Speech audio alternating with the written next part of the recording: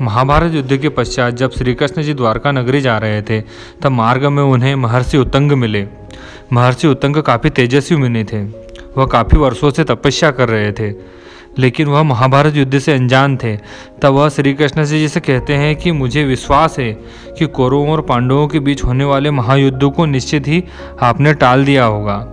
तब भगवान श्री कृष्ण जी कहते हैं कि नहीं, संसार का सबसे भीषण युद्ध हुआ और इस युद्ध में भीषण संहार भी हुआ।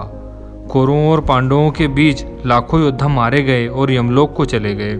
इस युद्ध में केवल 10 योद्धा बचे हैं, 5 पांडव, सात्यकी, अश्वत्थामा, कृतवर्मा, कृपाचार्य और मैं। तब महर्षि कहते हैं कि इतना भीषण विनाश हुआ, सब मारे गए, यह अच्छा नहीं हुआ।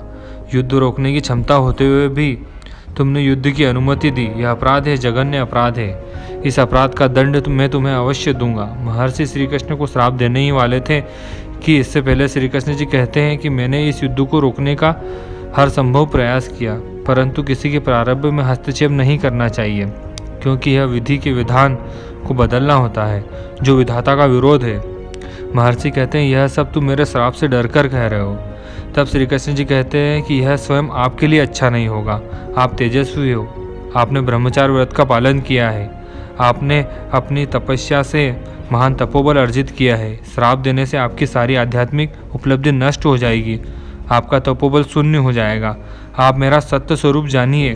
श्राप काल से मैं परे हूँ, मैं किसी के श्राप के प्रभाव में नहीं आ सकता, कोई श्राप मुझे नहीं लगता, परंतु मैं तपस्वियों के तपोबल का आदर करता हूँ, ब्रह्मचारियों का सम्मान करता हूँ, सत्यवचनीय व्यक्तियों का सत्कार करता हूँ और धर्मात्माओं की धर्मनिष्ठा का गौरव करता हूँ, और इनके वचनों को मैं ही सत्य स्वरूप देता हूँ।